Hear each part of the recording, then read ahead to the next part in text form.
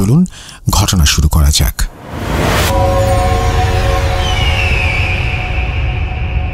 1990 সালের কোনো একটা সময় বাগলার ও লালা দাদু গাম্বিয়া থেকে মালি গেছেন তাদের তান্ত্রিক গুরুর সাথে দেখা করতে।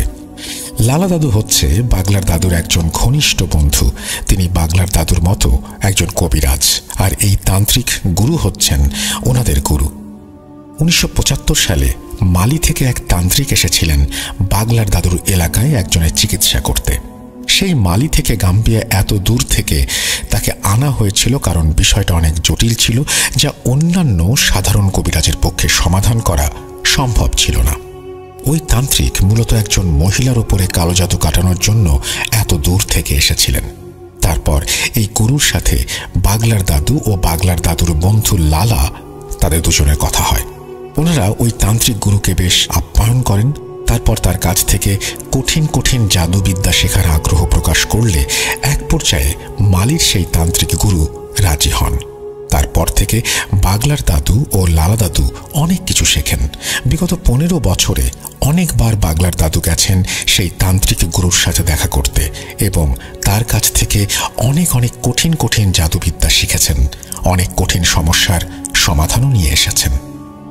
এবার একটা বিশেষ দরকারে দুই দাদু গেছেন তান্ত্রিক গুরুর সাথে দেখা করতে। এই তান্ত্রিক গুরুর বাড়ি মালির আকাসিয়া অঞ্চলে। এটি সেনেগাল ও মালির বর্ডার অঞ্চলে, তবে গাম্বিয়া থেকে বেশ দূরে। যাই হোক, বাগলার ও লালা দাদু গুরুর বাড়িতে যেয়ে দেখেন তার বাড়িতে অনেক মানুষের ভিড়। একজন নামকরা কবিরাজের বাড়িতে ভিড় থাকবে, এটাই স্বাভাবিক, কিন্তু এর আগে যতবার এসেছেন এত মানুষ কখনো তারা দেখেননি। দাদুরা বাড়ির ভেতরে প্রবেশ করে দেখেন উঠোনে একটা খাটের ওপরে একজন 30-32 বছরের মহিলার লাশ রাখা। এই লাশকে ঘিরে রয়েছে উপস্থিত সব মানুষ। সেখানে ওনাদের সেই তান্ত্রিক গুরু এবং তার কিছু শিষ্য আছে। বাগলার দাদু ও লালা দাদুকে দেখতে পেয়ে তান্ত্রিক গুরু এগিয়ে আসেন, ভালো মন্দ কথা বলে এক জায়গায় বসতে বলেন। তারপর গুরু বলেন, তোমরা বসো, বিশ্রাম করো, আমি এই ঝামেলার কাজ শেষ করে এসে তোমাদের সাথে কথা বলছি। দাদুরা অপেক্ষা করতে করতে একসময় ঘুমিয়ে যান, কেননা জার্নি করে তারা অনেক ক্লান্ত ছিলেন। কতক্ষণ ঘুমিয়েছিলেন জানেন না। একসময় গুরুর ডাকে তাদের ঘুম ভাঙে। ঘুম থেকে ওঠার পরে গুরু বলেন, এইবার তোমরা দুইজন একসাথে আসছো, নিশ্চয়ই কোনো বিপদ হয়েছে। তখন দাদুরা বলেন, হ্যাঁ গুরুজি, আমরা অনেক বড় বিপদে পড়েছি। তখন গুরুজি বলে, সব শুনবো, তার আগে আমি একটু ফ্রি হই। আমি নিজেও অনেক বড় বিপদে আছি, আর তোমাদেরকে আমার এখানে 2 দিন থাকতে হবে। কোনো আপত্তি থাকলে বলো। যাই হোক, গুরুর কথা শুনে দাদুরা বলে, কি যে বলেন গুরুজি আপনি, আপনার কাছে থাকতে পারা আমাদের সৌভাগ্যের ব্যাপার। 2 দিন কেন, তার বেশি দিনও থাকতে রাজি আছি। আপনি শুধু বলেন কি করতে হবে আমাদের। তখন গুরু বলেন, চলো খাওয়া দাওয়া করে নেওয়া যাক, তারপর বলছি। খাওয়া দাওয়া শেষ করে গুরুজি বলেন, আমাদের একটা প্রতিবেশীর বাড়ির পেছনে এই লাশটা পাওয়া গেছে, যেটা তোমরা উঠোনে খাটের উপরে দেখেছ। এই লাশ নিয়ে একটু ঝামেলার ভেতরে আছি। আজকে সকালে এই লাশটা আমাদের গ্রামের এক প্রতিবেশীর ঘরের পেছনে পাওয়া যায়। ওই প্রতিবেশীর ঘরটা হচ্ছে একটা পরিত্যক্ত নির্জন জায়গার পাশে। আমি ওই প্রতিবেশীর একটা ছদ্মনাম ব্যবহার করছি, ধরেন তার নাম এরিক। এখন এরিকদের ঘরের পেছনে একটা লাশ পাওয়া গেছে। এই ঘটনা আশেপাশের লোকজন জানতে পারে। তখন সবাই এরিকের বাড়িতে ভিড় জমায়। কে এই মেয়ে, এই লাশ এখানে এলো কিভাবে, এরকম প্রশ্ন আসতে থাকে চারপাশ থেকে। কিন্তু এরিক ও তার পরিবার বারবার বলছে তারা কিছু জানে না, এটা একটা ষড়যন্ত্র। মজার বিষয় হচ্ছে এটা কার লাশ সেটা কেউ জানে না। এই মহিলাকে কেউ আগে কখনো দেখেছে বলেও মনে করতে পারে না। এক পর্যায়ে এলাকাবাসী ও এরিকদের ভেতরে কথা কাটাকাটি শুরু হয়। তারপর শুরু হয় মারামারি। সবাই এরিককে সন্দেহ করে। কিছু যুবক এরিককে মারতে থাকে। খবর পেয়ে আমিও ছুটে গেলাম এরিকদের বাড়িতে। যেয়ে দেখি বেচারা বেধড়ক মার খাচ্ছে। আমি যেয়ে সেখানে বাধা দেই, জানতে চাই কি হয়েছে। সবকিছু শোনার পরে আমি ওই মহিলার লাশের কাছে যেয়ে খুব আতঙ্কিত হই। আমি দেখি মেয়েটার চোখের মণি দুটো দিয়ে রক্ত বের হচ্ছে আর গলায় আঙুলের চিহ্ন। তখন আমি উপস্থিত মহিলাদের উদ্দেশ্যে বলি, আচ্ছা তোমরা দেখো তো তার শরীরে কোনো আঘাতের চিহ্ন আছে কিনা। তখন এক মহিলা লাশটাকে ভালো করে দেখে। এক সময় সে বলে, গুরুজি, এই মেয়েকে খুব নির্মমভাবে শ্বাসরোধ করে হত্যা করা হয়েছে। সে সে সহ্য করতে পারেনি, তাই চোখ নাক মুখ দিয়ে রক্ত বেরিয়ে আসছে। মেয়েটার স্বাস্থ্য ভালো ছিল। তখন আমি বলি, তোমরা একটু পানি ঢেলে পরিষ্কার করো, তারপর আমি দেখছি কি করা যায়। তারপর আমি গ্রামের মুরব্বীদের সাথে কথা বলি। আমি বলি যে এই হত্যার সাথে এরিকের কোনো সম্পর্ক নেই, তোমরা ওকে ছেড়ে দাও। ওই মেয়ের হত্যা আমার কাছে কেমন যেন সন্দেহজনক লাগছে। আমাদের সামনে বিপদ হতে চলেছে, অশুভ কিছুর লক্ষণ পাচ্ছি। তাছাড়া ভাগ্য ভালো, পুলিশ এখনো বিষয়টি জানেনি, জানলে কেউ পার পাবে না। আমার কথায় প্রথম থেকে সবাই একটু বিব্রত বোধ করলেও একসময় ওরা বিশ্বাস করে। যাই হোক, তারপর গ্রামবাসী জানতে চায় এই হত্যার কারণ কি হতে পারে। আমি বলি, এটা এখন বলা যাচ্ছে না, তবে আমি আজকে রাতে আমার জাদুবিদ্যা প্রয়োগ করে জানার চেষ্টা করব আসলে কি ঘটনা ঘটেছিল। তোমরা যদি আমাকে বিশ্বাস করো তবে এই লাশটা আমার বাড়িতে পৌঁছে দাও। তখন সবাই বলে, গুরুজি, আমরা আপনাকে অবশ্যই বিশ্বাস করি, আর আমাদের বিশ্বাস আপনি পারবেন। তারপর ওরা ধরাধরি করে লাশটা আমার বাড়িতে নিয়ে আসে। এই হচ্ছে আপাতত ঘটনা। এখন আমার তোমাদের থেকে একটা সাহায্য লাগবে। বাগলার দাদু জিজ্ঞাসা করেন, কি সাহায্য গুরুজি? তখন গুরুজি বলেন, আজকে রাতে তোমাদের দুজনকে নিয়ে আমি একটা রিচুয়াল করতে চাই এই লাশের ওপরে। এই রিচুয়ালের মাধ্যমে আমরা জানতে পারবো এই মহিলার পরিচয়, তাকে কে বা কারা হত্যা করেছে, কি উদ্দেশ্য। তখন লালা দাদু আর বাগলার দাদু বলে, এটা তো আত্মা ফেরানো জাদু। গুরুজি বলেন, হ্যাঁ, তোমরা ঠিকই বলেছ। এই জাদুর মাধ্যমে মৃত মানুষের ভেতরে আত্মা ফেরানো যায়, কিন্তু সেটা কিছু সময়ের জন্য। গুরুজি বলছেন, এটা আমি আমার ওস্তাদের কাছ থেকে শিখেছিলাম। আজ রাতে তোমাদের দুজনকে নিয়ে এই জাদু প্রয়োগ করব। এখন তোমরা বিশ্রাম করো, আমি যা যা প্রয়োজন সেগুলো ব্যবস্থা করে আসি। গুরুজি চলে যাওয়ার পরে লালা দাদু বলেন, বাগলার, আমাদের কি সৌভাগ্য, আফ্রিকার ইতিহাসের সবচেয়ে ভয়ানক ও কঠিন জাদু আজকে আমরা শিখব এবং দেখব। বাগলা দাদু বলেন, হ্যাঁ বন্ধু, আজকে আমাদের নতুন অভিজ্ঞতা হতে যাচ্ছে। দুজনে খুব উৎফুল্ল ছিল। অবশেষে বিকেল পেরিয়ে সন্ধ্যা হয়, সন্ধ্যা পেরিয়ে রাত। গুরুজি বলে, এই লাশটাকে আমার ছোট ঘরে, অর্থাৎ যে ঘরে বসে গুরুজি কবিরাজি করেন, সেই ঘরে নেওয়া হোক। বলে রাখা ভালো, আফ্রিকা মহাদেশে যারা এসব কবিরাজি বিদ্যা চর্চা করেন তাদের সবার আলাদা একটা ঘর থাকে। ঘরটা অনেকটা কুঁড়ে ঘরের মতো করে বানানো হয়। যাই হোক, গুরুজির কথা মতো বাড়ির সব সদস্য মিলে লাশটাকে ধরাধরি করে গুরুজির ছোট ঘরে নেওয়া হয়। তখন গুরুজি কিছু জিনিস নিয়ে সেই ঘরে প্রবেশ করেন। তার ভেতরে ছিল সরু দুটো কাঠ, রশি, কিছু ছোট বাটির মতো মাটির পাত্র, একটা বড় মাটির পাত্র, কিছু ছাগলের চর্বি যেগুলো রোদে শুকিয়ে মমের মতো করা হয়েছিল, একটা লাল কাপড়, আর আগুন জ্বালানোর জন্য ছোট ছোট কাঠের টুকরো। গুরুজি প্রথমে লম্বা কাঠ দুটোকে লাশের দুই পাশে রাখেন। তারপর ডান হাত ও ডান পা একটা কাঠের সাথে বেশ শক্ত করে বেঁধে দেন। বাকি কাঠের সাথে বাম পা ও বাম হাত একইভাবে বেঁধে ফেলেন। এরপর মাটির বাটিগুলোতে একটু তেল ও ছাগলের চর্বি ঢেলে দিয়ে কাপড় মোড়ানো রশির মতো বানানো, অর্থাৎ আলো জ্বালানোর জন্য যে ফিতা বানানো হয় সেরকম করে লাশের চারপাশে গোল করে একটু জায়গা রেখে গণ্ডির মতো করে রাখলেন। একটা গ্যাপ রাখলেন যাতে তিনজনের বসতে অসুবিধা না হয়। এরপরে বড় বাটিতে যেটা ছিল একটা গামলা বা বোলের আকারের, সেই পাত্রে কাঠের টুকরো সাজিয়ে তেল ঢেলে দিলেন। তারপর আস্তে আস্তে সবগুলো বাটি ও ওই পাত্রে আগুন জ্বালিয়ে দিলেন। পুরো ঘর তখন ধোঁয়ায় পরিণত হলো এবং সেই সাথে চর্বি পোড়া গন্ধ। অতিরিক্ত ধোঁয়ার কারণে কেউ ঘরে থাকতে পারলেন না। তখন গুরুজি বললেন, কিছুক্ষণের জন্য ঘর থেকে বের হতে হবে, একটু পরে ধোঁয়া কমে গেলে সাধনা শুরু করব। ওনারা তিনজন ঘর থেকে বের হয়ে ধোঁয়া কমার অপেক্ষা করতে লাগলেন। এর ভেতরে গুরুজি বাগলার দাদু ও লাল দাদুকে মন্ত্র শিখিয়ে দিলেন।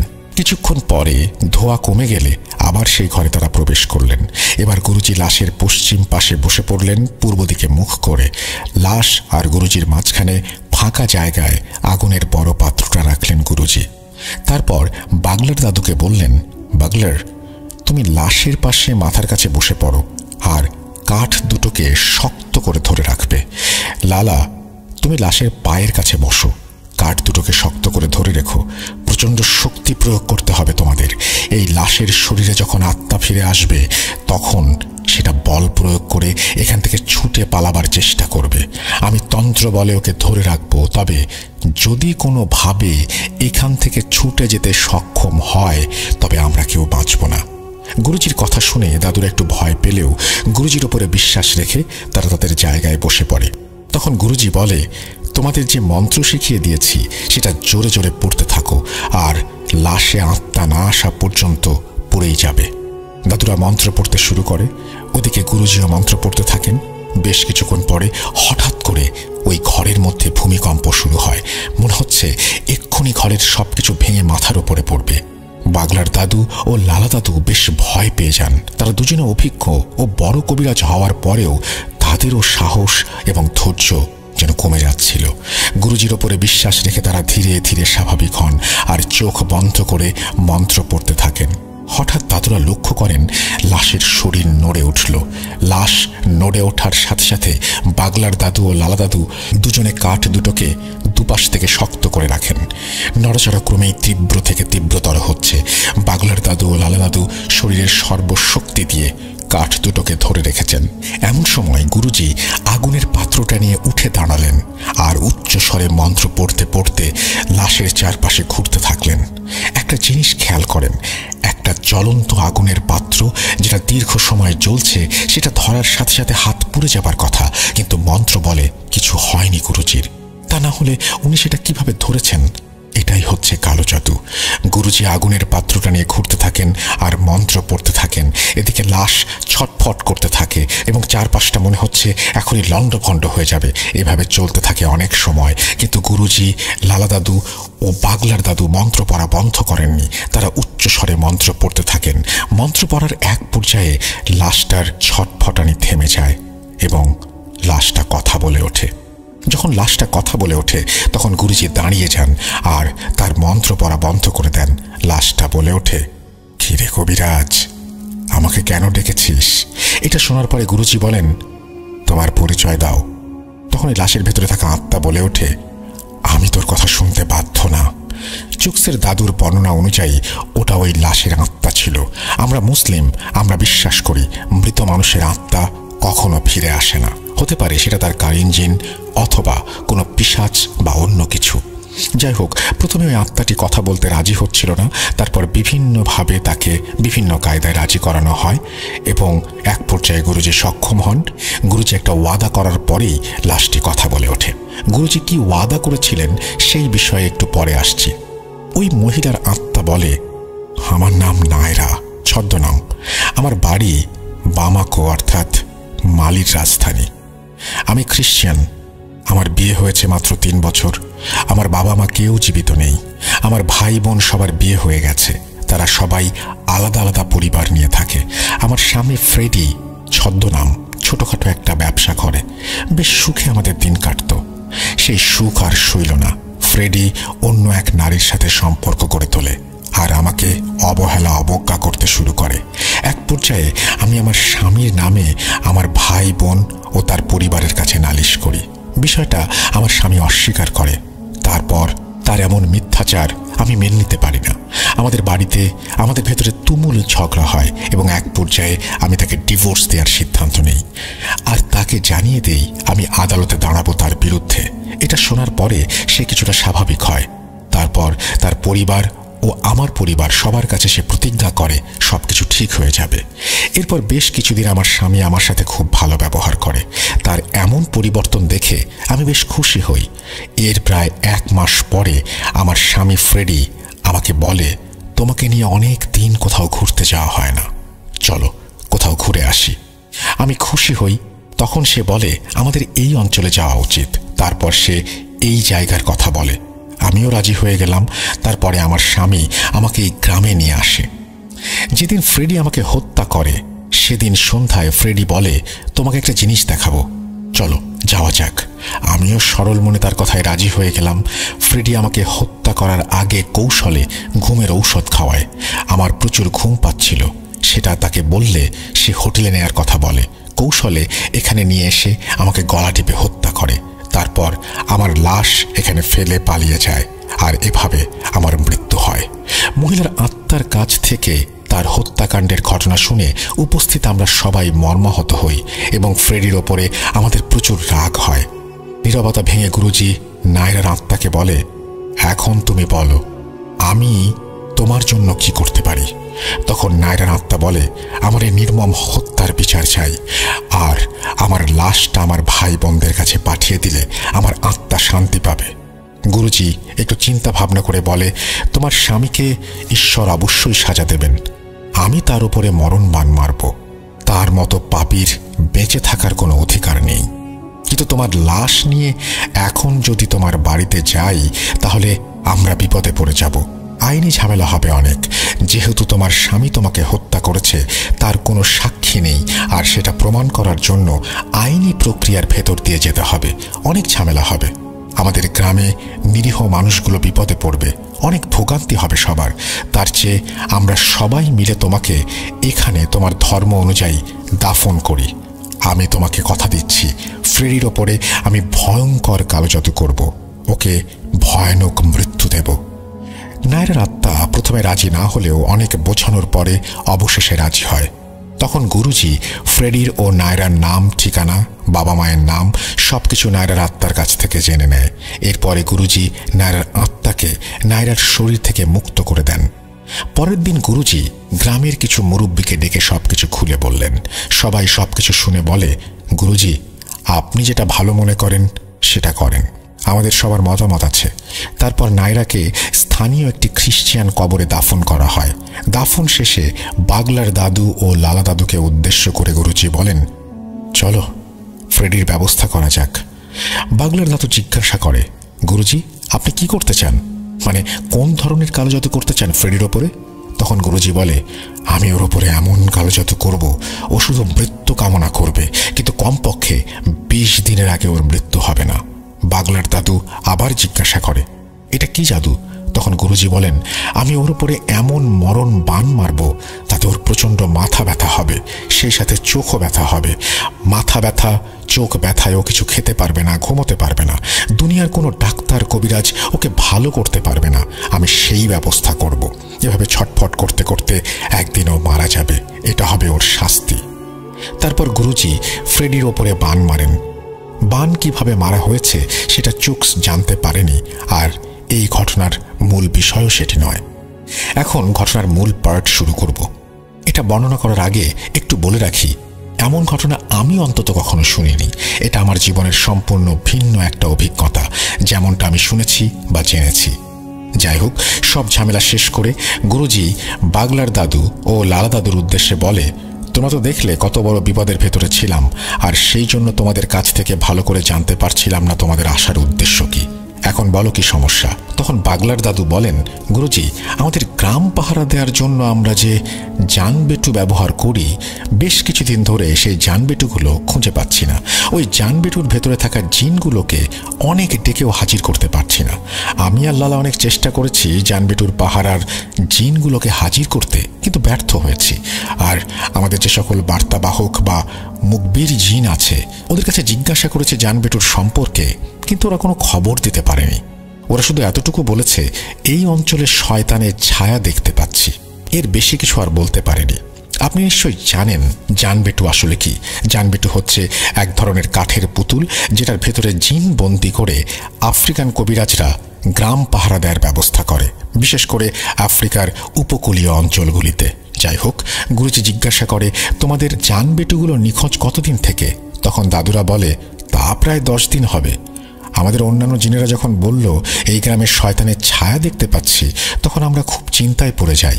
আর এই শয়তান কে বা কারা, কেন আমাদের জানবেটুগুলোকে আক্রমণ করলো, আর কি উদ্দেশ্য নিয়ে তারা এখানে এসেছে, এইটা জানার অনেক চেষ্টা করেছি, কিন্তু ব্যর্থ হয়েছি। আমাদের অনুগত যত জিন আছে কেউ কোনো সঠিক তথ্য দিতে পারেনি। এরা শুধু এতটুকু বলেছে এই গ্রামে শয়তানি কর্মকাণ্ড করা হচ্ছে, তবে সেটা খুব গোপনে। এই শয়তানগুলো কোনো উদ্দেশ্য নিয়ে এখানে আসছে, আমাদের জিন সেটা বলতে পারেনি। তারা অনেক চেষ্টা করেও কোনো খবর সংগ্রহ করতে পারেনি। জানবেটুগুলো যেহেতু সবসময় এলাকা পাহারা দেওয়ার কাজ করে, তাই ওরা সর্বপ্রথম ওই জানবেটুর ভেতরে থাকা জিনগুলোকে হত্যা করেছে অথবা বন্দি করে নিয়ে গেছে। এর ভেতরে দুটো ঘটনা ঘটে গেছে, যে ঘটনা দুটো নিয়ে পুরো গ্রামের মানুষ আতঙ্কিত। গুরুজি জিজ্ঞেস করলেন, কি সেই ঘটনা?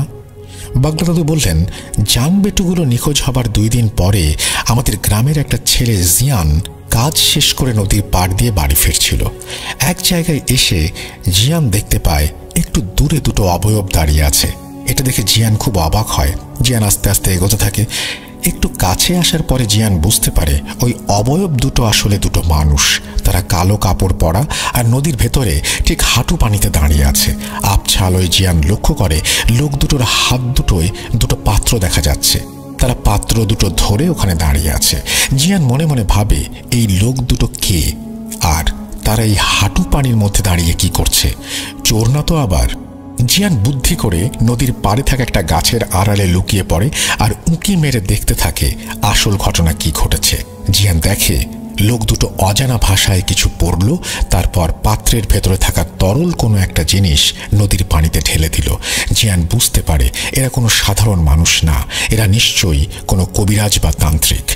জিয়ান লক্ষ্য করে ওই তরল জাতীয় জিনিস যখনই পানিতে ঢেলেছে তখনই ওই জায়গার পানি পাক খেতে শুরু করেছে। তখন ওই কবিরাজ দুটো নদী থেকে কিনারায় উঠে ওই গাছের দিকে আসতে থাকে, যেই গাছের পেছনে জিয়ান লুকিয়েছিল। লোক দুটোকে তার দিকে আসতে দেখে জিয়ান প্রচণ্ড ভয় পায়। তখন সে মনে মনে আল্লাহকে ডাকতে শুরু করে। জিয়ান মুসলিম ছিল, সে তার জানা যত দোয়া আছে সব পড়তে থাকে আর মনে মনে আল্লাহকে বলে, হে আল্লাহ, আমার উপরে রহমত করো, লোক দুটোর হাত থেকে আমাকে রক্ষা করো। এক সময় লোক দুটো জিয়ানের অনেকটা কাছে এসে নদীর দিকে মুখ করে দাঁড়িয়ে থাকে। ওদিকে জিয়ান খেয়াল করে নদীর ভেতরে পাক ক্রমেই বেড়ে চলেছে আর সেই পাকের ভেতর থেকে উঠে আসে বিশাল একটা কচ্ছপ। এত বড় কচ্ছপ জিয়ান আগে কখনো দেখেনি। আকারে সেটা একটা মানুষের থেকে দ্বিগুণ হবে আর উচ্চতায় মানুষের সমান। দানবীয় এমন একটা কচ্ছপ দেখে জিয়ান প্রচণ্ড ভয় পায়। ওর ইচ্ছে করে একটা চিৎকার দিয়ে এখান থেকে পালিয়ে যেতে, কিন্তু গাছের আড়াল থেকে বেরিয়ে আসার সাথে সাথে সে ধরা পড়ে যাবে সেই ভয়ে আর সেখান থেকে বের হতে পারে না। জিয়ান দেখে কচ্ছপটা ধীরে ধীরে ওই লোক দুটোর কাছে আসছে। কচ্ছপটা ওই লোক দুটোর সামনে এসে থেমে যায়। তারপর জিয়ান যেটা দেখে সেটা দেখার জন্য সে মোটেও প্রস্তুত ছিল না। সে দেখে কচ্ছপটার মাথা বেরিয়ে আসলো, কিন্তু সেটা কোনো কচ্ছপের মাথা না, সেটা একটা মানুষের মাথা। এই মাথাটা অনেক ভয়ঙ্কর এবং বিভৎস। যেটুকু আবছা আলোয় দেখা যায় সে আলোয় জিয়ান দেখে ওর মাথায় চুলগুলো জট বাঁধা, মুখের মাংসগুলো পচন ধরা আর 2 মুখে কাটা কাটা চিহ্ন। মনে হচ্ছে চিহ্নগুলো কেউ ধারালো ছুরি দিয়ে কেটে ফেলেছে। কাটা জায়গায় মাংস বেরিয়ে আসছে, চোখগুলো গোল গোল, চোখের কোটর জোরে গোল কালো দাগ। এমন ভয়ঙ্কর জিনিস দেখে জিয়ানের দম বন্ধ হয়ে যাওয়ার উপক্রম। তার শরীর রীতিমতো কাঁপতে শুরু করে। জিয়ান চিৎকার দিতেও পারে না। জিয়ান তার হাত দিয়ে নিজের মুখ চেপে ধরে। এমন সময় ওই কচ্ছপরূপী জিনটা মানুষের মতো কথা বলে ওঠে। এটা দেখা ও শোনার পর জিয়ান আর নিজেকে ধরে রাখতে পারে না, সে সেখানে অজ্ঞান হয়ে যায়। পরের দিন সকালে গ্রামের কিছু মানুষ জিয়ানকে অজ্ঞান অবস্থায় ওই গাছের নিচে পায়। আমি আর লালা খবর পেয়ে ছুটে যাই জিয়ানকে দেখতে। গিয়ে দেখি মসজিদের ইমাম সাহেব জিয়ানকে ঝাড়ফুঁক করছে। ইমাম সাহেবের চেষ্টায় জিয়ান সুস্থ হয়ে ওঠে। আমি আর লালা ইমাম সাহেবকে জিজ্ঞাসা করি, হুজুর কি হয়েছে, আপনি কি বুঝলেন? ইমাম সাহেব বলেন, অশুভ কর্মকাণ্ডের ইঙ্গিত পাচ্ছি। যাই হোক, জিয়ান একটু সুস্থ হলে সে পুরো ঘটনা খুলে বলে। তখন আমরা বুঝতে পারি আসলে ঘটনা কি ঘটেছে। ইমাম সাহেব বলেন, জিয়ান, খোদা তোমার সাথে ছিল বলে ওই শয়তানের নজর থেকে তুমি বেঁচে গেছো। তুমি দোয়া দুরূদ পড়েছিলে বলে ওই শয়তানগুলো তোমাকে দেখতে পায়নি। ওরা যদি তোমাকে দেখতে পারত তবে তোমাকে ওখানে মেরে ফেলতো। আমরা জিয়ানকে জিজ্ঞেস করি, আচ্ছা জিয়ান, তুমি কি ওই লোক দুটোকে চিনতে পেরেছো? জিয়ান বলে, তাদেরকে চিনি না। যাই হোক, তারপর আমি, লালা, ইমাম সাহেব যার যার জায়গা থেকে চেষ্টা করি সেদিন রাতে কি ঘটেছে সেটা জানার, কিন্তু ব্যর্থ হই। এই ঘটনার 2 দিন পরে লালাদের এক প্রতিবেশীর কন্যা সন্তান নিখোঁজ হয়। বাচ্চার বয়স ছিল 3 মাস। বাড়ির ভেতর থেকে বাচ্চা নিখোঁজ হওয়ার বিষয়টা আমাদের সবাইকে নাড়া দিয়েছে। আমরা সবাই বুঝতে পারছি খুব ভয়ানক কিছুর আবির্ভাব হয়েছে আমাদের এলাকায়। এই রহস্য উদ্ঘাটন ও তার সমাধান করার মতো ক্ষমতা আমাদের এখনো হয়নি। এই জন্য গুরুজি আমাদের এত দূর থেকে আপনার কাছে আসা। কিছু একটা করুন। সব কিছু শুনে গুরুজি বলেন, আচ্ছা, আমি দেখছি কি করা যায়। আজ গভীর রাতে আমি আমার শক্তিশালী এক জাদুকরী মুখবিরি জিনকে পাঠাবো তোমাদের এলাকায় তথ্য সংগ্রহ করার জন্য। তখন তখন বাগলার দাদু বলে, গুরুজি, আমাদের সকল মুখবির জিন ফেল করেছে, আপনার জিন কি পারবে? তখন গুরুজি মুচকি হেসে বলে, বাগলার, ও হচ্ছে সেই জিন যে স্বয়ং শয়তানের করা মায়াজাল কাটাতে সক্ষম। তোমরা চিন্তা করো না, যাও বিশ্রাম করো, আমি আগে দেখি ওখানে কি হচ্ছে। সেদিন রাতেই গুরুজি আসনে বসেন, আমরা দুজন শুয়ে পড়ি। ভোরে গুরুজির ডাকে আমাদের ঘুম ভাঙে। তখন গুরুজি বলে, বাগলার, তোমরা তৈরি হয়ে নাও, আমাদের এক্ষুনি বেরোতে হবে। বাগলা দাদু জিজ্ঞাসা করে, গুরুজি, আমরা এখন কোথায় যাচ্ছি? গুরুজি বলেন, কোথায় আবার? তোমাদের এলাকায়। শয়তানের সাথে মোকাবেলা করতে হবে না। গুরুজি আমাদের সাথে যাচ্ছেন শুনে আমি আর লালা তো দারুণ খুশি। তখন গুরুজি বলেন, বাগলার, এই কবিরাজি জীবনে অনেক কিছু দেখেছি, অনেক কিছু শুনেছি। আমার গুরু যিনি ছিলেন, উনি আমাকে সবসময় একটা কথা বলতেন, যদি শয়তানের সাথে লড়াই করতে করতে মৃত্যু হয় তবে সেই মৃত্যুতে ঈশ্বর খুশি হন। শয়তানের কাছে কখনো মাথা নত করবে না। এই বৃদ্ধ বয়সে এসে এমন একটা সুযোগ আমি পেয়ে যাব ভাবতে পারিনি। তোমাদের দুজনকে ধন্যবাদ আমার কাছে আসার জন্য। চলো যাওয়া যাক তোমাদের এলাকায়। তাছাড়া অনেক দিন হলো আমার বোনটাকে দেখি না। সমস্যার সমাধান করব, বোনের সাথেও দেখা করব। মালির গুরুজির একজন বোনের বিয়ে হয়েছে গাম্বিয়াতে, অর্থাৎ 1975 সালে এই গ্রামে এসে, অর্থাৎ বোনের বাড়িতে এসে। তখন বাগলা দাদু ও লালা দাদু জিজ্ঞাসা করে, গুরুজি, আমাদের এলাকায় কি হচ্ছে সেটা তো বলবেন। গুরুজি বলে, সব যাত্রাপথে বলবো, দেরি করো না, তৈরি হয়ে নাও এক্ষুনি। তারপর ওনারা তিনজন মালি থেকে চুক্সদের এলাকা গাম্বিয়ার দিকে রওনা দেন। যাত্রাপথে গুরুজি সবকিছু খুলে বলেন দুই দাদুকে। গুরুজি বলেন, তোমরা ঘুমানোর পরে আমার সবচেয়ে শক্তিশালী মুখবিরি জিনকে তোমাদের এলাকায় পাঠাই। সে সেখানে যায়, কিছুক্ষণ পরে সে ফিরে এসে আমাকে যে তথ্য দেয় সেটা শোনার পরে আমার পিলে চমকে যায়। আমার মুখবির জিন আমাকে বলেছে, গুরুজি, আমি গ্রামের সব জায়গায় খুঁজে কিছু না পেয়ে যখন নদীর পাড়ে যাই তখন আমি 3টা শয়তানের অনুসারী জিনকে দেখতে পাই। ওরা আমাকে দেখার সাথে সাথে আমাকে বিদ্যুতের গতিতে আক্রমণ করে বসে। শয়তানের অনুসারীর একটা বড় অংশ হচ্ছে ইফরিত সম্প্রদায়ের জিন। তারা অনেক শক্তিশালী ও দ্রুতগামী হয়। আমরা ধরে নিলাম ওগুলো ইফরিত জিন ছিল, কিন্তু আমি তাদেরকে প্রতিহত করতে সক্ষম হই। তারপর ওরা পালিয়ে যায়। যাবার সময় আমাকে বলে, আমাদের শয়তানের খোদা ও তার মেয়ে, আমাদের মা তোদের দেখে নেবে। আমি বলি, কে তোদের শয়তানের খোদা, তার মেয়ে? তখন ওরা বলে, আমাদের শয়তানের খোদা আর কেউ নয়, স্বয়ং শয়তান ইবলিশ আর তার মেয়ে নাজালি। একটা কথা বলে রাখি, বিভিন্ন ধর্ম অনুযায়ী শয়তানকে বিভিন্ন নামে ডাকা হয়। আমি এখানে ইবলিশ শব্দটা ব্যবহার করেছি। যাই হোক, গুরুজি বলেন, শয়তান ইবলিশের অনেকগুলো সন্তান রয়েছে। এই ইবলিশের সন্তানগুলো এক একজন এক একটা অপকর্মে লিপ্ত। কেউ মানুষের ভেতরে দ্বন্দ্বের সৃষ্টি করে, কেউ মানুষকে বিপথে নিয়ে যায়, কেউ সংসারে অশান্তি করে। আরও যত অপকর্ম আছে এই সব শয়তানের ছেলে মেয়েও শয়তান নিজে করে। তার ভেতরে নাজালি একজন। এই নাজালি নামের অর্থ মহামারী। নাজালি একটা আফ্রিকান শব্দ, সম্ভবত ইকবো অথবা ইবো ভাষায় কথা বলে চুক্স। এখানে আমি যে নামগুলো ব্যবহার করব সব এই আফ্রিকান ভাষায় হবে। যাই হোক, এদের প্রত্যেকের আবার বিশাল বাহিনী আছে। এই মহামারীর কাজ হচ্ছে ডাঙায় ও পানিতে মহামারী সৃষ্টি করা। তোমাদের নদীতে পানিকে দূষিত করে মানুষের ভেতরে রোগ ছড়ানোর জন্য তোমাদের এই নদীটাকে সে এখন বেছে নিয়েছে। যেহেতু এটা আফ্রিকান মহাদেশের ভেতরে অনেক বড় একটা নদী, অনেক জায়গায় দেখা যায় একটা নদীর পানি হঠাৎ দূষিত হয়ে রোগ ব্যাধি হয়ে শত শত মানুষ মারা যাচ্ছে। কোনো ডাক্তার বা কবিরাজের ওষুধে কাজ হচ্ছে না, অথচ বছরের পর বছর ওই এলাকার সবাই ওই নদীর পানি ব্যবহার করে আসছে। তাহলে হঠাৎ করে নদীর পানি এভাবে দূষিত হয়ে পড়লো কিভাবে? অনেকে হয়তো সায়েন্টিফিক কোনো ব্যাখ্যা দেবে, পরিবেশগতভাবে হতে পারে এটা বলবে, কিন্তু কেন? তার পেছনে একটা কারণ হচ্ছে এই শয়তানের মেয়ে মহামারী ও তার অনুসারী। আর তাদেরকে এই কাজে সাহায্য করে সামান্য ক্ষমতার লোভে মানুষরূপী কিছু শয়তান। তোমাদের গ্রামের ভেতরে যে দুজন পাগল আছে, ওরা আসলে পাগল না, ওরা হচ্ছে শয়তানের অনুসারী। তোমাদের জান বেটুর ভেতরে থাকা জিনকে হত্যা করেছে ওরা। আর লালার প্রতিবেশীর মেয়েকে এই দুজন শয়তানের মেয়ে নাজালির নামে বলি দিয়েছে। ওই দুই শয়তান তান্ত্রিক সারাদিন পাগলের নাটক করে আর রাতের বেলা তারা এই সমস্ত অপকর্ম চালায়। সেদিন জিয়ানের দেখা কালো কাপড় পরা ওই শয়তান তান্ত্রিক দুটোই হচ্ছে তারা। মূলত ওরা পাগল সেজে ঘুরে বেড়ায় আর দেখে কোনো বাড়িতে ছোট বাচ্চা আছে কিনা। ওরা অন্য এলাকা থেকে আরও দুটো বাচ্চাকে তুলে এনে তোমাদের ওই নদীর পাড়ে বলি দিয়েছে। ওরা এই পর্যন্ত 3টা বলি দিয়েছে। দূরে হওয়ার জন্য তোমরা বাকি দুজনের কথা জানতে পারোনি। এভাবে যখন 13টা বাচ্চার বলি দিতে সক্ষম হবে তখন ওরা অনেক শক্তিশালী হবে। আজ এই নদীর পানি দূষিত হয়ে মহামারী শুরু হবে। এতে এই গ্রামসহ এই দীর্ঘ নদীর পানি যারা ব্যবহার করে সবার ভেতরে রোগ ছড়াবে আর হাজার হাজার মানুষ মারা যাবে। সেদিন জিয়ানের দেখা সেই কচ্ছপরূপী শয়তানটা হচ্ছে বিমরু। এই বিমরু হচ্ছে নজলির খুব কাছের একটা শক্তিশালী শয়তান জিন।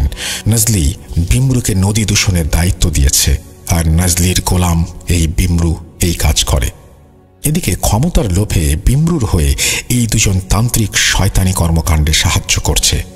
সেদিন রাতে ওদের হাতে থাকা 2টো পাত্রের ভেতরে ছিল 2টো বাচ্চার তাজা রক্ত। প্রথমে বাচ্চা দুটোকে বলি দিয়ে তার রক্ত এই পাত্রে ধারণ করা হয়েছে। তারপর তাদের সব শয়তানি কর্মকাণ্ড শেষে পাত্র ভর্তি তাজা রক্ত শয়তানের মেয়ে নাজালির জন্য উৎসর্গ করা হয়েছে। আর সেই জন্য বিমরু পানি থেকে উঠে এসে একটা কচ্ছপের রূপ ধরে আর শয়তান তান্ত্রিক দুটোকে বলে দ্বিতীয় বলি কবে দিতে হবে, কখন দিতে হবে। এখন তোমরা বলো, এত কিছু জানার পরে আমি কি বসে থাকবো? তাই তোমাদের সাথে বেরিয়ে পড়লাম শয়তানের সাথে যুদ্ধ করার জন্য। যদি ওই শয়তান তান্ত্রিক দুটো কোনোভাবে 13টা বাচ্চাকে বলি দিতে সক্ষম হয় তবে এই গ্রাম মৃত্যুপুরী হয়ে যাবে। আমাদের প্রথম কাজ গ্রামে যেয়ে সবাইকে এই বিষয়গুলো খুলে বলা, তারপর তাদেরকে সাথে নিয়ে কৌশলে ওই পাগল বেশি শয়তান দুটোকে খুঁজে বের করে তাদেরকে হত্যা করা। দ্বিতীয় কাজ হচ্ছে নদীর ভেতরে থাকা ভালো জিনদের এই বিষয়গুলো জানানো ও তাদেরকে সতর্ক করা, তারা যেন এই শয়তানের সাথে যুদ্ধে অংশগ্রহণ করে এবং সেই জন্য তাদেরকে অনুরোধ করা। তৃতীয় কাজ হচ্ছে ওই নদীতে থাকা শয়তানের মেয়ে গোলাম বিমরু ও তার পুরো পরিবারকে হত্যা করা। শেষ কাজ এই গ্রামে একটা রিচুয়াল করে গ্রামটাকে সুরক্ষিত করা, যাতে ভবিষ্যতে আর কোনো শয়তান সেখানে সহজে না আসতে পারে। গুরুজির কাছ থেকে এত কিছু শোনার পরে বাগলার ও লালা দাদু বলে, গুরুজি এত কিছু হয়ে গেল অথচ আমরা কিছুই বুঝতে পারলাম না। গুরুজি মুচকি হেসে বলেন, তোমরা কেবল শিখছ, তোমাদের এখনো অনেক কিছু অজানা আছে, তবে তোমরা একদিন আমার থেকেও বড় কবিরাজ হবে। যাই হোক, অনেক লম্বা জার্নি করে অবশেষে গুরুজিকে নিয়ে বাগলার দাদু ও লালা দাদু তাদের গ্রামে পৌঁছালেন। সবাই যখন খবর পায় গুরুজি এসেছেন তখন গ্রামের সবাই ছুটে আসে গুরুজিকে দেখতে, কেননা গুরুজি হচ্ছে এই গ্রামের আত্মীয়। বেশ কয়েকবার এই গ্রামে উনি এসেছেন। তাছাড়া উনি এখানে আসার পরে অনেকের অনেক জটিল সমস্যার সমাধান করেছেন। এই জন্য গুরুজি অনেক পরিচিত ও সুনামও আছে। গুরুজি প্রথমে তার বোনের বাড়িতে ওঠে এবং গ্রামের মোড়ল ও সম্মানিত যত লোক আছে সবাইকে খবর দিতে বলে। খবর পেয়ে সবাই চলে আসে গুরুজির কাছে। তখন গুরুজি বাগলার দাদু, লালা দাদু ওই গ্রামের সব মোড়ল শ্রেণীর লোকদের নিয়ে একটা বৈঠক করে। সবাইকে সবকিছু খুলে বলা হয় আর কি কি করতে হবে সেটাও বলে দেয়া হয়। বৈঠক শেষে গ্রামের কিছু যুবক ছেলেদের নিয়ে 2টো দল গঠন করা হয় আর এই 2টো দলকে দায়িত্ব দেওয়া হয় যেখান থেকে যেভাবেই হোক পাগল দুটোকে ধরে নিয়ে আসতে হবে জীবিত। কাজটা খুব সাবধানে করতে হবে, কেউ যেন সেদিকে খেয়াল রাখতে না পারে। তারপর তাদেরকে একটা নির্জন জায়গার কথা বলা হয় যেখানে ওদেরকে ধরে নিয়ে আসতে হবে।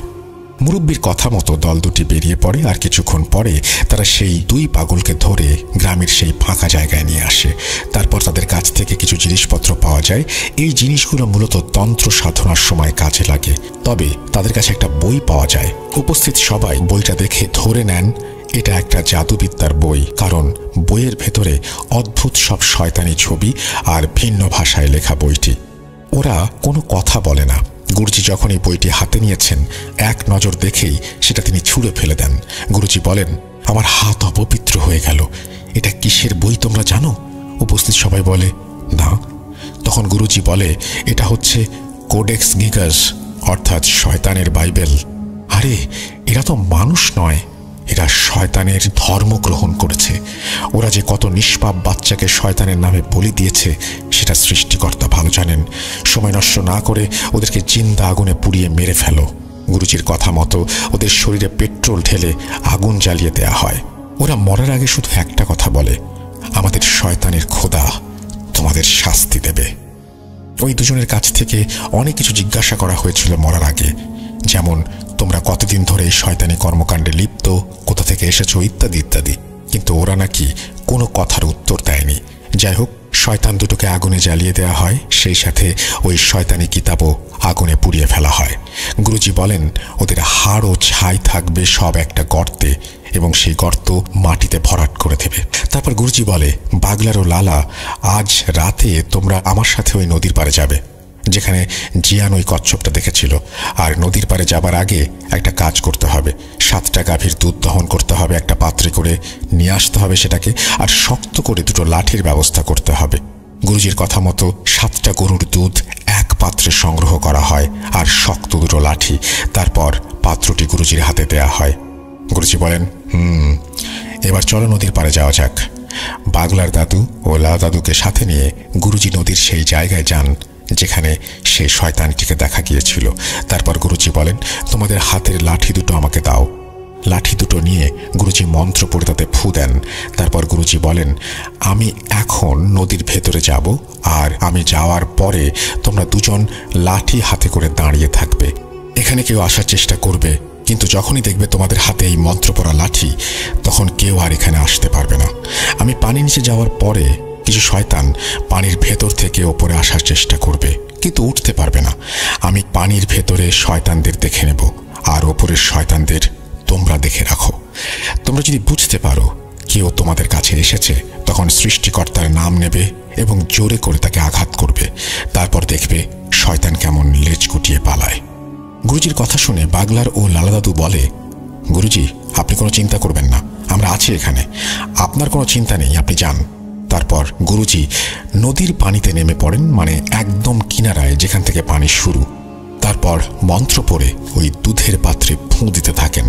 তারপর দুধ ভর্তি পাত্রটি পানিতে ডুবিয়ে দেন। তার কিছু সেকেন্ডের ভেতরেই গুরুজির সামনে পাক খাওয়া শুরু হয় এবং ফাঁকা হয়ে যায়। তখন গুরুজি সেই ফাঁকা জায়গা দিয়ে নদীর ভেতরে প্রবেশ করেন। ডাঙায় বাগলার ও লালা দাদু লাঠি হাতে দাঁড়িয়ে সব দেখছেন। গুরুজি চলে যাওয়ার পরে শুরু হয় বন্য সব জীবজন্তুর ভয়ঙ্কর হুঙ্কার। চারপাশ জুড়ে যত সব ভয়ঙ্কর জন্তু জানোয়ার গর্জন করতে থাকে। বাগলা দাদু লক্ষ্য করে নদীর পাড়ে গাছপালার ভেতর থেকে অনেক জোড়া চোখ ওদের দিকে ভয়ঙ্কর দৃষ্টিতে তাকিয়ে আছে। এই দৃশ্য দেখে মোটামুটি ভয় পেলেও 2জনের একজনও ওই জায়গা থেকে এক চুলো নড়েনি। প্রায় 1 ঘন্টা পরে নদীতে আবারও পাক শুরু হয়, আর আগের মতো পাকের জায়গাটা ফাঁকা হয়ে যায়। এদিকে পাক শুরু হওয়ার সাথে সাথে আশেপাশে সব হুঙ্কার গর্জন থেমে যায়। তার কিছুক্ষণ পরে গুরুজি সেইখান থেকে উঠে ডাঙায় চলে আসে। গুরুজি ডাঙায় আসার পরে বাগলার ও লালা দাদু লক্ষ্য করে গুরুজি একটুও পানিতে ভেজেনি। গুরুজির জামা কাপড় সম্পূর্ণ শুকনো। এটা দেখে 2জনে খুব অবাক হয়। যাই হোক, গুরুজিকে দেখে দাদুরা জিজ্ঞাসা করে, গুরুজি, আপনি ঠিক আছেন? গুরুজি বলে, হ্যাঁ, আমি ঠিক আছি। তোমাদের কোনো অসুবিধা হয়েছে? তারা বলে, হ্যাঁ, অনেকগুলো শয়তান এসেছিল, জন্তু জানোয়ার সেজে ভয় দেখানোর চেষ্টা করছিল। তখন গুরুজি বলে, এই লাঠির সামনে আসার মতো সাহস কারো নেই। এখন বাড়ি চলো, আজকে গভীর রাতে এই শয়তানি খেলা শেষ করতে হবে। এখানে বাসা বাঁধা বড় শয়তানকে মারতে হবে। তখন দাদুরা জিজ্ঞেস করে, গুরুজি, আপনি যে উদ্দেশ্যে নদীর ভেতরে গেলেন সেটা সফল হয়েছে? গুরুজি বলেন, হ্যাঁ, হয়েছে। সব সমস্যা, সব ঝামেলা শেষ করে পরবর্তীতে গুরুজি বলেছিল নদীর ভেতরে কি হয়েছিল। গুরুজি বলেন, আমি পানির নিচে নামলাম, আমি দেখতে পেলাম একটা রাস্তা চলে গেছে। আমি সেই রাস্তা ধরে হাঁটতে থাকলাম। একটু সামনে যাওয়ার পরে একটা কালো ছায়া আমার পথ আটকে দাঁড়ায়। আমাকে বলে, এই কবিরাজ, কোথায় যাচ্ছিস? আমি বলি, সেটা জেনে তোর কি কাজ? আমার পথ ছাড় বলছি। তখন ওই ছায়াটা আমাকে বলে, তোর এত বড় সাহস, আমাদের জগতে এসে আমাকে বলিস পথ ছাড়তে? আমি বুঝতে পারি এই শয়তান এত সহজে পথ ছাড়বে না। আমি আমার জামার পকেট থেকে কিছু পাথরের টুকরো বের করি, যেটা আমি আসার সময় বাড়ি থেকে নিয়ে এসেছিলাম। আমি সেই পাথরে মন্ত্র পড়ে ফুঁ দিয়ে ওই ছায়ায় ছুঁড়ে মারলে ও চিৎকার করে সেখান থেকে অদৃশ্য হয়ে যায়। তারপর আমি আবার হাঁটতে থাকি। কিছু দূর যাওয়ার পর দেখি ভয়ঙ্কর একটা কালো সাপ ফনা তুলে আমার পথ আটকে রেখেছে। অনেক বড় একটা সাপ, 3টি মাথা একসাথে ফনা ধরে আছে। আমি সেদিকে দাঁড়াতেই 3 মাথা একসাথে নড়ে ওঠে। 3জন মানুষ যদি একসাথে একই কথা বলে তাহলে যেমন শোনা যাবে, ঠিক সেই রকমভাবেই 3টি মাথা মানুষের মতো করে কথা বলে ওঠে। ওরা বলে, এই কবিরাজ থাম, তুই এখানে যে উদ্দেশ্যে আসছিস সেটা হবে না, প্রাণে বাঁচতে চাইলে ফেরত যা। তখন আমি একটা পাথর দিয়ে ওই সাপের দিকে ছুঁড়ে মারি, সেটা অদৃশ্য হয়ে যায়। তারপর কিছুক্ষণ হাঁটার পরে একটা বিশাল প্রাসাদ দেখতে পাই। আমি বুঝতে পারি এটাই পানির নিচে থাকা জিন সর্দারের বাড়ি। আমি গেটের কাছে যাওয়ার সাথে সাথে দুজন আমাকে দেখে বলল, গুরুজি, আপনি একা এসেছেন? আমরা আপনাকে আনতেই যাচ্ছিলাম। আমাদের সর্দার আপনার জন্য অপেক্ষা করছে। প্রাসাদের ভেতরে ঢুকলাম। ভেতরে যেয়ে দেখি সর্দার সেখানে বসে আছে, তার সাথে অনেকে আছে। আমাকে দেখে সর্দার প্রথমে সালাম জানায়, তারপর তার সাথে ভালো মন্দ কথা হয়। তারপর আমরা কাজের কথা এলাম। সর্দার বলে, গুরুজি, আপনার হাড়ি ভর্তি 7টি গরুর দুধের উপহার আমার পছন্দ হয়েছে। আমি কি জানতে পারি আপনি কি জন্য এখানে এসেছেন? তখন আমি সর্দারকে সবকিছু খুলে বলি। সর্দার তার কিছু সংবাদ সংগ্রহকারী গোয়েন্দাকে নিয়োগ করে। তারপর তাদের কাছে জিজ্ঞাসা করে গুরুজি যেটা বলছেন সেটা সত্যি কিনা। ওরা বলে, হ্যাঁ, এখানে কিছু শয়তান আছে, কিন্তু কি অপকর্ম করার জন্য এসেছে সেটা এখন আমরা বুঝতে পারছি না। এই জন্য আপনাকে কোনো তথ্য দিতে পারিনি, আর আমরা নজর রেখেছি ওদের ওপর। তখন ওদেরকে আমি বলি, সর্দার দেখো, তোমাদের জিনদের কোনো দোষ নেই। ওরা এমন মায়াজাল সৃষ্টি করতে পারে যেটা মানুষ তো দূরের কথা, কোনো জিনও ধরতে পারে না। আমি আমার অনুগত একজন জাদুকরী মুখবির জিনের কাছ থেকে তথ্য সংগ্রহ করেছি। তারপর আমি সর্দারকে আমার পরিকল্পনার কথা বলি যে কিভাবে এই শয়তানদের শায়েস্তা করতে হবে। তখন সর্দার বলে, গুরুজি, আপনি চিন্তা করবেন না, আপনি শুধু আমাকে ডাকলেই আমি আমার সর্বশক্তি দিয়ে শক্তিশালী সেনাবাহিনী সহ যুদ্ধ চালানোর জন্য হাজির হয়ে যাব। তারপর আমি সর্দারকে বলি, আজ গভীর রাতে আমি আসবো এই নদীর পাড়ে। সর্দার আমার কথায় রাজি হয়। এরপর আমি সেখান থেকে চলে আসি। তখন সর্দার আমাকে তার 2 জন জিনের মাধ্যমে এখানে পৌঁছে দেয়। নদীর ভেতর থেকে ওঠার পরে গুরুজি বলেছিলেন, আজকে গভীর রাতে তিনি আবার দাদুদের সাথে এখানে আসবেন, এখানেই আসন করে বসবেন, যা করার করবেন। তখনকার মতো ওনারা বাড়িতে চলে যান। যাওয়ার পথে কোনো সমস্যা হয়নি, কারণ গুরুজি সাথে ছিলেন, সেই জন্যই। যাই হোক, বাগলার দাদু গুরুজিকে খাওয়ার জন্য অনুরোধ করেন। দাদু বলেন, গুরুজি, আপনি সারাদিন কিছু খাননি, আসুন কিছু খেয়ে নেবেন। তখন গুরুজি বলেন, বাগলার, আমি এই সমস্ত কাজে আসার পরে কিছু খাই না যতক্ষণ পর্যন্ত আমি কাজটা শেষ করছি। তোমরা খাওয়া দাওয়া করলে করে নিতে পারো। তখন দাদু বলে, কি যে বলেন গুরুজি, আপনি না খেলে আমরা কি করে খাবো? তখন গুরুজি বলে, আমার 2টো জিনিস লাগবে, তোমরা পারবে এই 2টো জিনিস এনে দিতে? বাগলা দাদু বলেন, কি জিনিস গুরুজি, আপনি বলুন শুধু। গুরুজি বলে, 1 মুঠো চাল আর একটা মুরগি। বাগলার দাদু বলে, এটা আমার বাড়িতে আছে। বাগলার দাদু একটা মুরগি ও 1 মুঠো চাল এনে দেন। ওগুলো নিয়ে সেই রাতে ওনারা আবারও নদীর পাড়ে আসেন। গুরুজি বলেন, তোমরা 2টো বড় পাতা নিয়ে আসো। তখন পাশে থাকা গাছ থেকে বাগলার দাদু 2টো বড় পাতা নিয়ে আসে। গুরুজি বলে, ওই পাতার উপরে চালগুলো 2 ভাগ করে রাখো। সেটাই হয়। তারপর গুরুজি মুরগিটাকে জবাই করে সেই মুরগির রক্ত চালগুলোর উপরে ফেলতে থাকেন। 2টো পাতার উপরে রাখা চালের উপরে সমানভাবে রক্ত দিয়ে চালগুলো ভিজিয়ে দেন। তারপর গুরুজি বলেন, যাও, এই চালগুলো নদীতে ভাসিয়ে দিয়ে এসো। ওদিকে গুরুজির কথা মতো দাদুরা চালগুলো নদীতে ভাসিয়ে দিয়ে আবারও গুরুজির কাছে এসে বসে পড়ে। তখন গুরুজি নদীর পাড়ে বড় একটা গণ্ডি কেটে সেখানে বাগলার দাদু ও লালা দাদুকে গণ্ডির ভেতর 2 পাশে বসতে বলেন, আর গুরুজি মাঝখানে বসে পড়েন নদীর দিকে মুখ করে। গুরুজি লালা দাদু ও বাগলা দাদুকে মন্ত্র শিখিয়ে দিয়ে সেটা পড়তে বলেন। 2 পাশে 2 জন মন্ত্র পড়তে থাকে, আর গুরুজি মাঝখানে বসে মন্ত্র পড়ছেন।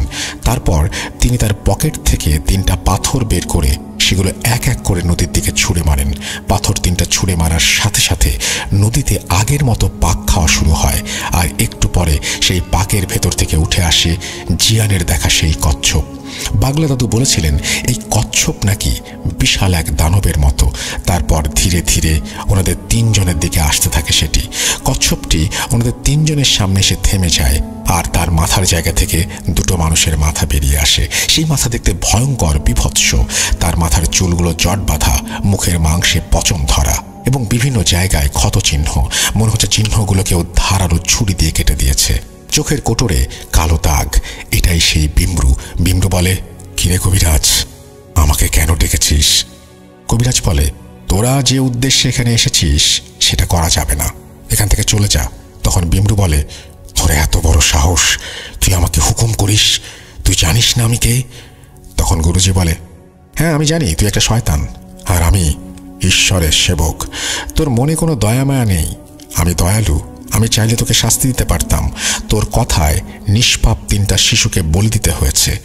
সেই অপরাধে তোকে হত্যা করা আমার পাপের কিছু না, তবুও ভালোই ভালোই বলছি তুই এখান থেকে চলে যা, তা না হলে তোকে হত্যা করতে বাধ্য হব। তখন বিমরু এক পৈশাচিক হাসি হাসতে থাকে, তারপর হাসি থামিয়ে বলে, কবিরাজ, তোর সাহস থাকলে এই গণ্ডির বাইরে এসে কথা বল। তখন গুরুজি হেসে বলে, তোর নাকি অনেক ক্ষমতা, আমার গণ্ডির ভেতরে এসে দেখা। একথা শোনার পরে বিমরুর আগে গড়গড় করতে থাকে। গুরুজি আবারও বলে, শেষবারের মতো তোকে বলছি, এই এলাকা ছেড়ে যাবি কিনা বল। বিমরু বলে, না। তখন গুরুজি বলে, দাগুরা, শয়তানটাকে মেরে ফেল। এই কথা বলার সাথে সাথে পাশের জঙ্গল থেকে এক লাফে কিছু একটা সবার সামনে চলে আসে।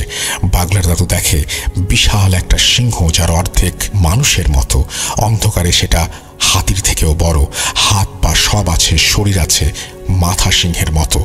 চোখের সামনে দানবী এক সিংহ দেখে দাদু বেশ ভয় পেয়ে যায়। ততক্ষণে বিমরু তার কচ্ছপের খোলস থেকে হাত পা বের করে মানুষের মতো উঠে দাঁড়ায়। শুরু হয় দুজনের মধ্যে তুমুল যুদ্ধ।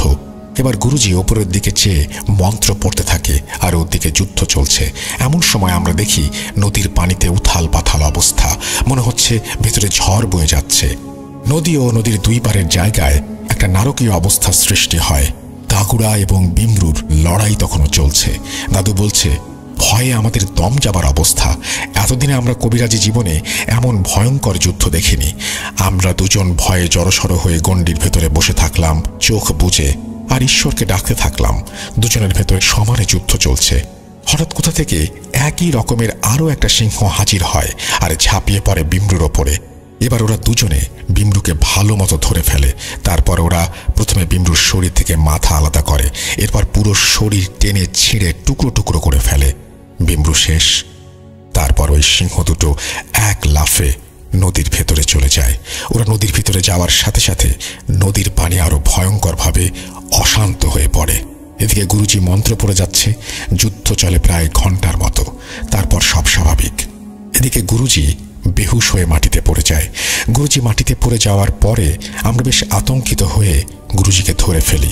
আমরা ভীষণ ঘাবড়ে যাই, কারণ গুরুজির বয়স হয়েছে, উনি মারা গেলেন না তো, এই ভেবে আমাদের বুক কেঁপে ওঠে। আমরা বুঝতে পারি গুরুজি মারা যাননি, উনি বেহুশ হয়েছেন। এমন সময় এক লাফে নদীর ভেতর থেকে সিংহরূপী দাগুরা ও তার সঙ্গী ডাঙায় অর্থাৎ আমাদের সামনে এসে দাঁড়ায়। আমরা ভীষণ ভয় পেয়ে যাই।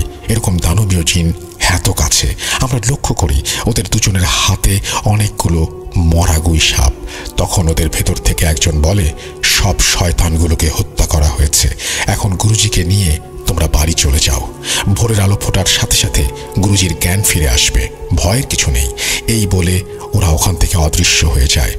আমরা গুরুজিকে ধরাধরি করে বাড়ি নিয়ে আসি, ভোরের জন্য অপেক্ষা করি। অবশেষে ভোরের আলো ফুটতেই গুরুজির জ্ঞান ফিরে আসে। সব কিছু স্বাভাবিক হলে গুরুজি গোসল করেন। তারপর আমরা সবাই গোসল করে একসাথে খাওয়া দাওয়া করি। পরবর্তীতে জানতে চাই গুরুজির কাছে গুরুজি কেন অজ্ঞান হয়ে পড়লেন। গুরুজি এক ভয়ঙ্কর তথ্য দেন, যেটা শুনে আমরা ভীষণ ভয় পেয়ে যাই এবং অবাক হই। আসলে সেই রাতে কি হয়েছিল যেটা দাদুর এখনো অজানা রয়ে গেছে। এখন বলছি সেই ঘটনা, তবে তার আগে চলে যাই সেই রাতে, যে রাতে গুরুজি তার সংবাদ সংগ্রহকারী জিনকে পাঠালেন এখানে কি কি হচ্ছে সেটা দেখার জন্য। সে রাতে গুরুজি ওনার সংবাদ সংগ্রহকারী জিনের সাথে কথা বলার পরে তার শক্তিশালী জিন বন্ধু দাগুরাকে ডাকেন। দাগুরা শব্দের অর্থ সিংহ পুরুষ।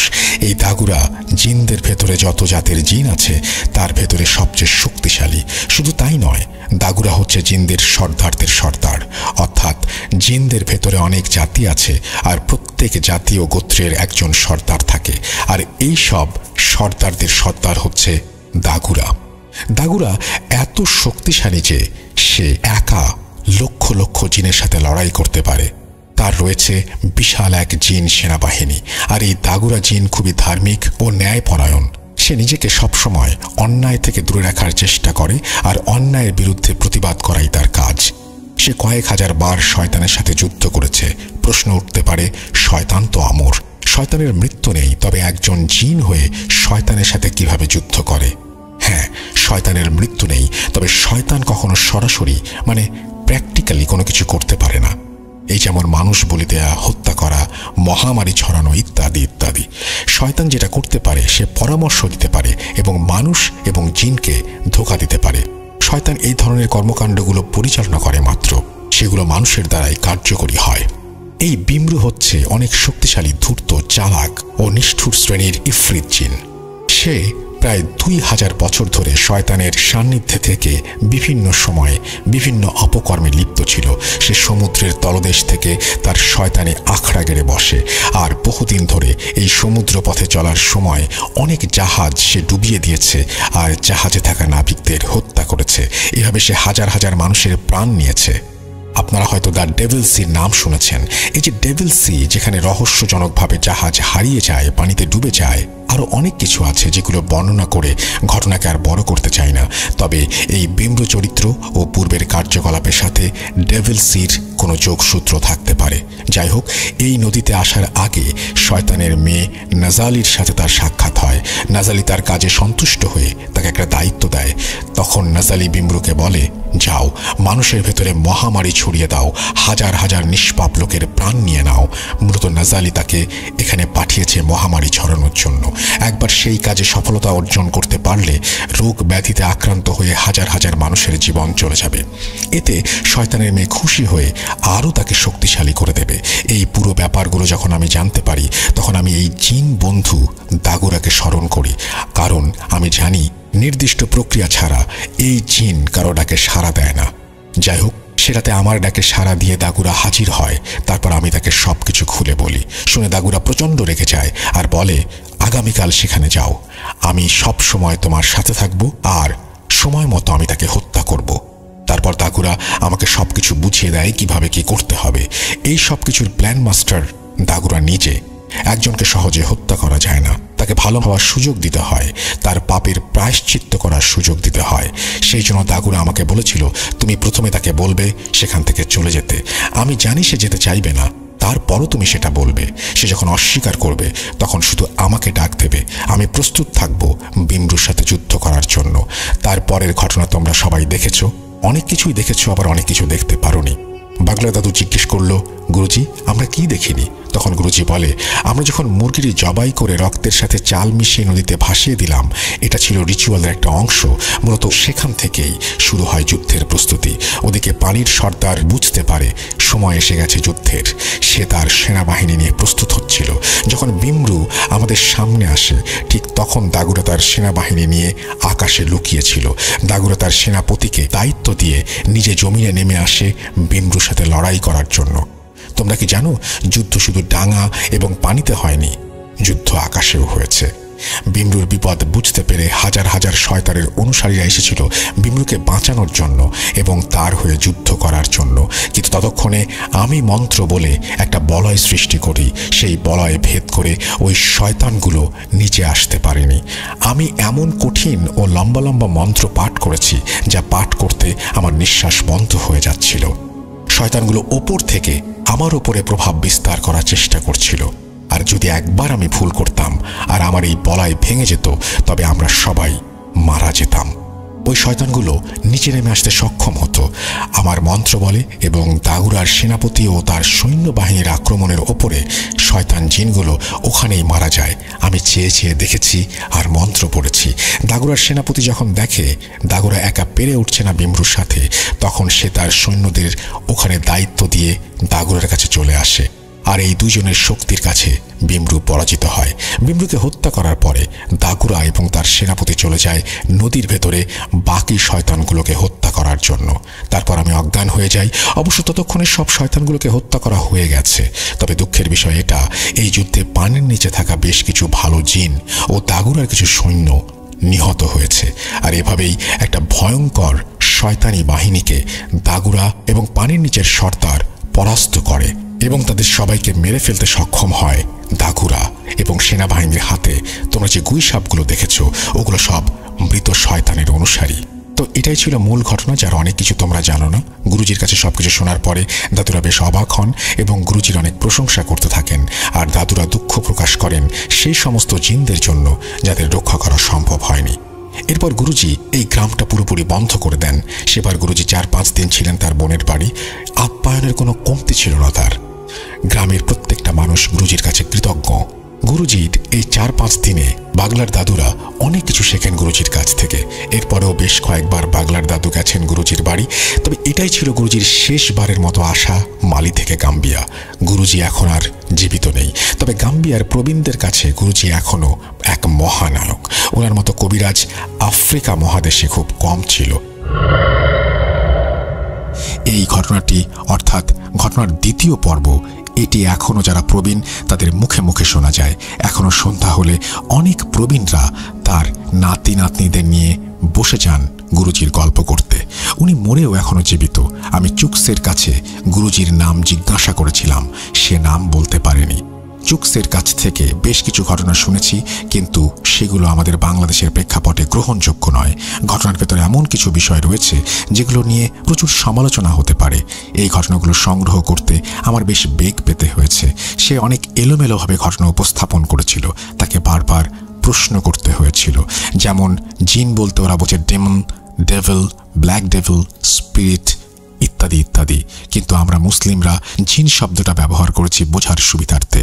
কর্মব্যস্ততার কারণে সময় করে পুরো ঘটনাটা সংগ্রহ করে শুরু থেকে লিখতে অনেক সময় লেগেছে। জানি না কতটুকু সাজিয়ে লিখতে পারলাম।